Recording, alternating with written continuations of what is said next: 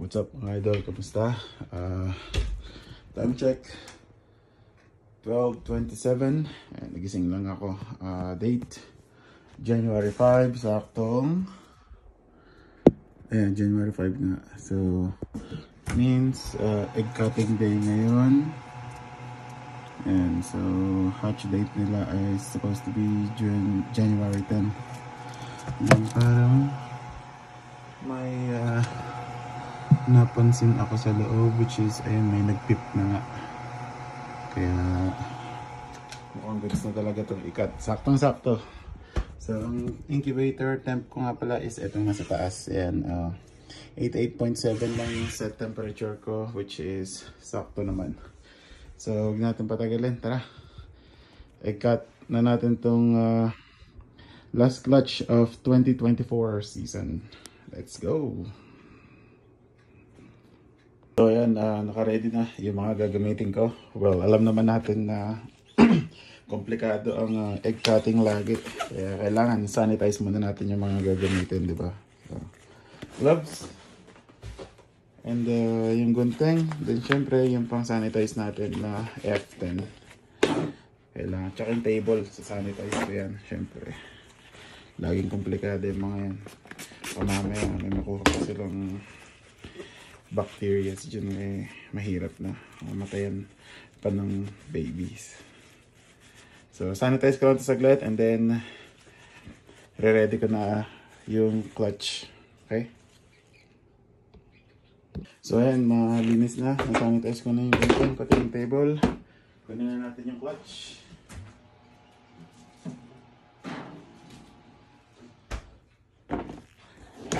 Go. So sa pairing na to, sa clutch na to, nothing special, pero nag-expect ako ng Visual Desert Ghost kasi ang pairing na ginamit ko dito is male Desert Ghost to Pinstripe Butter 100% het Desert Ghost. So eto na yung magko-complete ng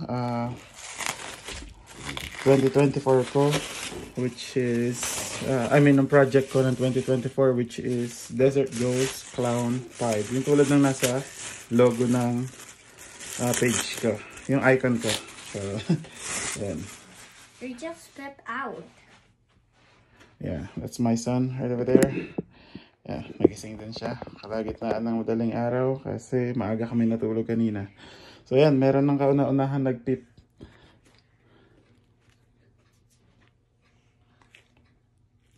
Ayan, ang tingin ko dito is butter. Kung di ako nagkakamali, Visual Desert Ghost to. Visual Desert Ghost. Sa light ng kulay niya sa ulo. Well, hopefully, malalaman natin. So, messy ang egg cutting, kaya prepare na natin.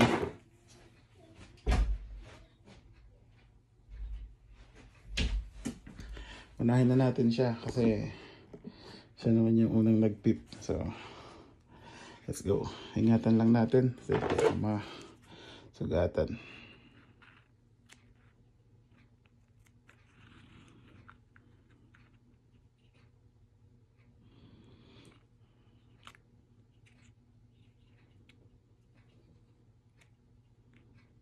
Ayun. Medyo hindi ako nakahinga ng ayos dun. Ayan, tingin ko ang ganda niya. Butter nga to. So, kapan natin yung butas. Check natin. Ingatan natin. Baka masugatan. Diba? Late yung naging Christmas present sa akin ng mga alaga ko. Pero worth the wait naman. Maganda to. Ayan. Oh, Visual Desert Ghost nga yata. Hindi ko sure. So, hindi pa ako nakakakita ng Butter Desert Ghost. Pero hopefully tama yung hula ko.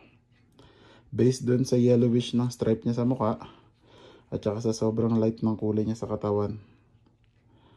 So, natapon yung goop. Sayang. Balik natin. Ayan. Makukonsume niya pa yan. Ayan. 1/9. Mukhang maganda-ganda ang simula. So, hopefully, butter pinstripe desert ghost. Ito, nasa dulo. Check natin to.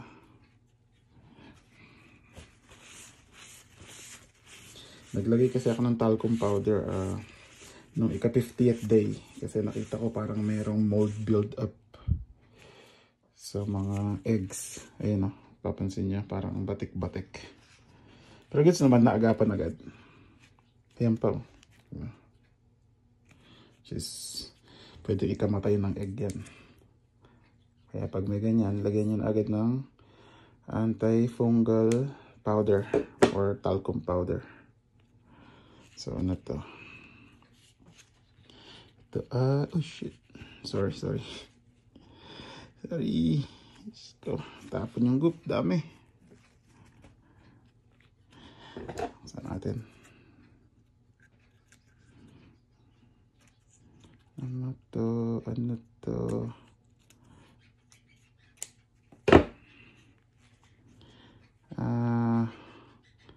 Tingin ko desert ghost lang to. Or normal het desert ghost. Pero tingin ko desert ghost to. Yan, single gene desert ghost. Or normal nga. Normal het desert ghost pala. Yan. Pero malalaman pa natin lahat yan pagka nag-crawl out na sila. Ayan. Hintay pa ng 5 more days. Yung sa mag-crawl out sila para ma-confirm yung kanilang mga identity. Yung kanilang birth identity. Ayun, meron pa pala sa nag-50 dito. Ngayon ko lang nakita. Sa gilid kasi. Cut na natin yan.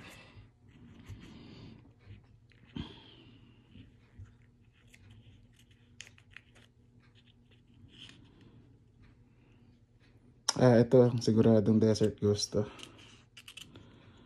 Sobrang tingkad ng kulay niya.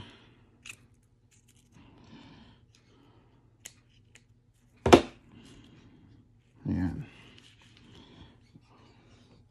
So parang ito ang butter desert ghost. Ito ay butter het desert ghost lang. Ayan. Nabas na siya. Ayan. Kamu na. Kamu na lumabas. Masyado pa maaga. Ito naman tayo. Teka, meron pa bang nagpip?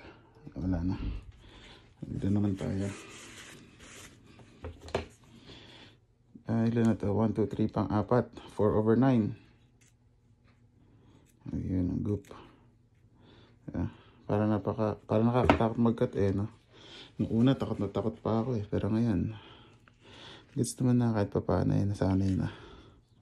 Nakailang clutch din ako ng 2024 So, gets na tayo sa egg cutting. Ano tayong problema dyan. Ito, ano to?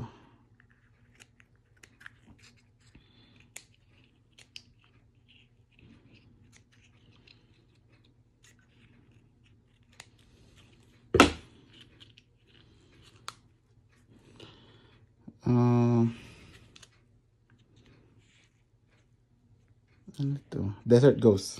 Ayan. Single gene DG. Tama ko. Ano nga yan? Normal het desert ghost. Ito single gene desert ghost. So yun, nakikita nyo red. Hindi ko nasusugatan yung ahas Walang nasusugatan dito sa clutch na to. Ano yan? Part yan ng veins nila sa loob ng egg. Kaya walang ahas na nasasaktan. Walang nasusugatan. Para lang sa kaalaman nung mga ngayon lang nakapanood ng egg cutting session natin. So, goods lang sila. Walang kahit na anong problema. So, messy. Sobrang messy talaga ng egg cutting. Kaya, yan. Ito naman. 5/9. Wala pa rin yung pinstripe butter desert ghost na na-expect ko. Pero sana ma-hit natin. So, ito. Ano kaya ito? 1, 2, 3. Ba?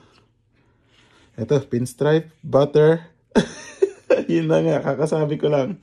So, ito yung jackpot ng clutch na to. Ito yung pinaka-jackpot. Yan, pinstripe, butter, Desert Ghost. So, fingers crossed. Sana female to. Pag nag-female to, keep ko to. Pag male, let go. Sana female. Diretso to sa hold back rack. Yan. So, visual, pinstripe, butter, Desert Ghost. Yan. Hit natin yung jackpot. Sa pinaka-last clutch ng 2024 season. Yan. Faded siya. Tapos sobrang light ng kulay. Yan. Swerte. Kapag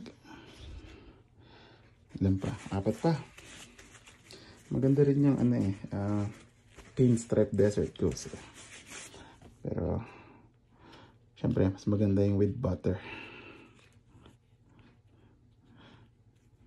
Meron pang 4. 1, 2, 3, and 4. Same. Pinstripe butter Desert Ghost. Puro female sana. Ano to? Butter. Butter. Desert Ghost or het. Mukhang visual din. Ayan. Mukhang visual din siya. Well, again, hindi pa natin malalaman lahat ha. Sa pag-crawl out pa nila yan, ma-assure lahat. Kaya, yung mga sinasabi ko ngayon is, guess pa lang to.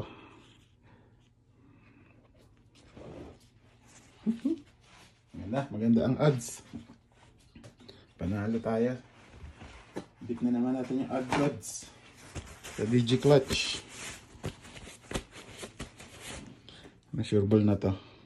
Pinstripe butter Desert Ghost yan. No doubt. Ito. Tayo sa ika 1, 2, 3, 4, 5, 6, and 7 egg na tayo. Ito mukhang lobong-lobo pa to.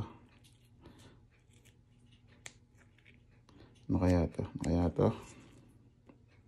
Butter ulit. Yeah.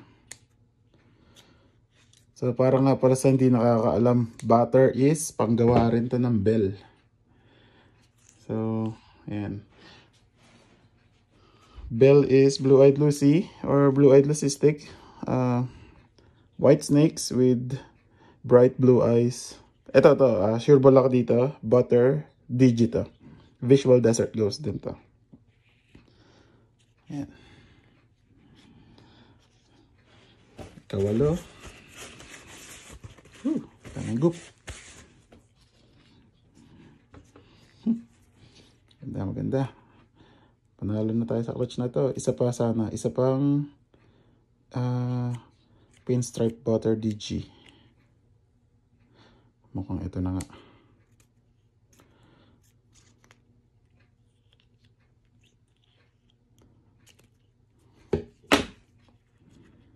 Ayan. Isa pa. Butter, pinstripe, Desert Ghost. Sure ball. Ay, sana female lahat. I mean, female sana yung majority ng clutch, lalo na itong dalawang jackpot.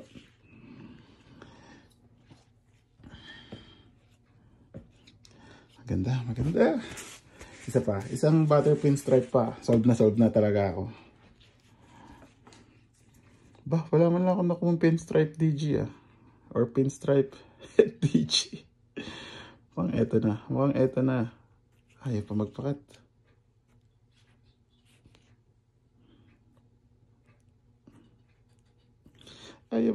Ito. Sobrang lobo pa. May mold pa Ayun Kaya, buti na lang, naagapan ko agad. Yun, huli. Ano to? Last but not the least, butter. Visual kaya or het lang?